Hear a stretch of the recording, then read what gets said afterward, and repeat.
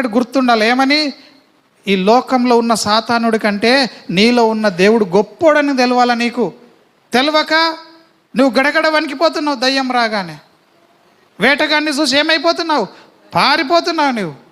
నీవు దేవునికి లోబడతలేవు, వాక్యాన్ని నమ్ముతలేవు, దేవునిలో ప్రార్థనలో గడపట్లేదు సంఘము. అందుకే సంఘం ఏమవుతుంది? కొట్టుకపోతున్నది. హల్లెలూయా. సంఘం అంటే నీవు నేనే.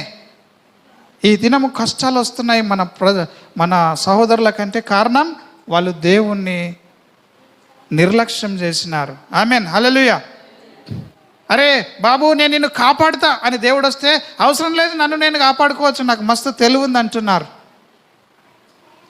ఈ నాలెడ్జ్ యూజ్ చేస్తూ ఉన్నారు, ఇంటలెక్చువల్గా ప్రవర్తిస్తున్నారు. చదువు ఉన్నది, అందం ఉన్నది, డబ్బులు ఉన్నాయి, ఏ దేవుడితో నాకేం అవసరం అంటున్నారు. నాతో అన్నాడు ఒక వ్యక్తి, నాకు ఇప్పుడైతే దేవుడు అవసరం లేదు, నాకు